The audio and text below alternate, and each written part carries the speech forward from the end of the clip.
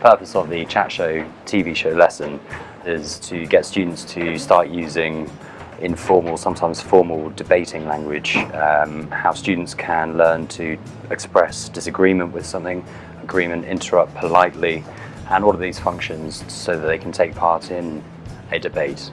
I'm sending the students to watch a video. The video is of a chat show from the UK using natural language.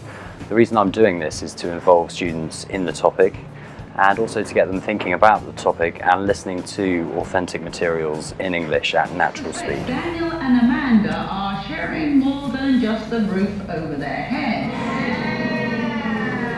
He believes they are having a full-blown affair. Listen to Junior's story. I've been married to my wife Amanda for 10 years. Everything was good first. The students now are finishing watching the video, they've answered the questions, and now they're checking with their partner to see if they have the same answers. This is actually very important. This gives students confidence in the answers that they're going to give in front of the class at the end of this session. And it also means that they're on the same page and they're helping each other to complete these answers. In the meantime, I'm walking around checking their progress. I'll check for understanding and monitor their progress in general.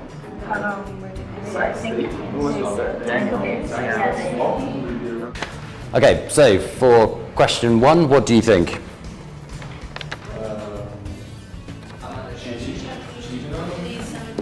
Yes. What was the preposition after cheating? Cheating on, yes. 7 times. Good. Number 2, he believes they're having a full-blown. Do you think this is therefore something quite small or something quite big and happening completely? Yeah, it's totally going down. Exactly, it's sort of totally happening 100%. So what I'd like you to do now is open your books to page 48 and you will find these questions here, these speaking questions. So with your partner, I would like you to talk about these questions about chat shows. This is to personalize the topic, it's to get them more involved in the topic. This is a great way for them to get to know each other. It's a great way for them to talk about what happens in their countries and their nationalities, the cultural differences, and bring that to the classroom so we can use this in a positive way. What kind of formats do they have in your country? Like Oprah format, like just interviewing like famous or just interesting people, like they do like curious jobs and innovating things. If we would watch a chat show, we would watch the German ones, and there are some where they like try to fix family problems, or also where people are in a court and they try to find out if the person is guilty or not. What kind of TV chat shows exist in your countries? In Korea, if they just chat or ask an answer, Koreans usually feel very boring. So in my country, it usually includes entertainment or games and big actions. I'm now also asking students the good things and the bad things to do with chat shows. We're doing this so that, again, we're sort of using students' opinions as well to personalize this topic. We're also doing this because we're going to use a lot of the arguments that they come up with now later on in the lesson when we practice our live debates. Well, one of the things you can find are good stories or funny stories. It's entertaining. It's entertaining. Definitely. They need to speak about their own problems, but I don't think that in front of the camera in the TV is a good thing. Okay, so we have a benefit and a drawback here. People can talk about their problems.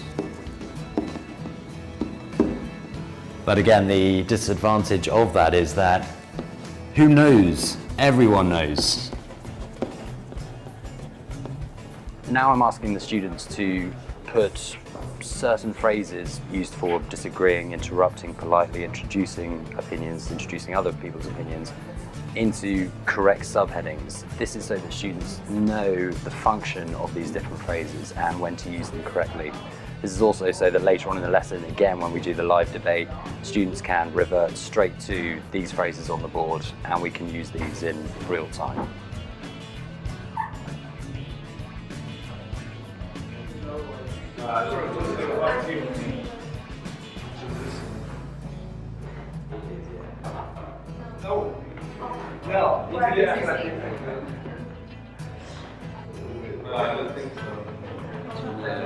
So help them out.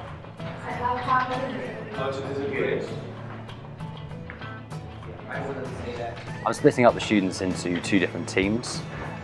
We're going to look at the topic of same-sex schools or mixed-sex schools. One team on the right are going to argue for or against this. The other team on the left are going to argue for or against this. And the idea is that they use this language on the board between giving their arguments, so they can introduce their arguments and disagree with the opposition's arguments in real time. Students are now discussing together about which arguments they can come up with and deliver. Similar to him. Actually, in my country, it's very common to separate men, like girls and boys, in high schools. But some of my girlfriends are very afraid of men. Men and women, they are always together, you know, like in the friendship, you know. In most, generally, like boys are always with boys and girls are always with girls. So you want to say that even in the friendship, you are more with Yeah, they already are more It's together. easier to have guys friends for you, for example. Students are introducing their arguments using the language that we learned before. They're then disagreeing as well with the counter-argument. So all in all, this is really successful because we're using the language that they were taught previously in the lesson in the exact context that it should be used. And this is a really good lesson. The way we see it is about focus, because you know, other people can be distracted about relationship in schools, for example. I disagree, especially since at a young age, it's vital to communicate with the other sex, to know how to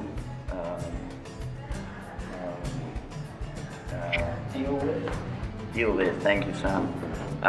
Deal with women, men, and it's vital because eventually you need those skills. The girls are more confident with girls and guys are more confident with guys. So if they are in the same class together, it's easier to express what we are thinking about the topics in school and stuff like that. So some people can be shy in front of the others. So maybe it's easier for them to be with girls and guys and guys. That's not always the case. Actually, it's so common to separate high school students by sexes in my country.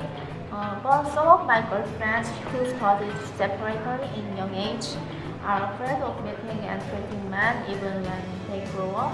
So they choose to go to university, and I think it can become to social problems in my country. With this lesson, we moved methodically through sort of a set structure. In the beginning, we introduced the topic to the lesson.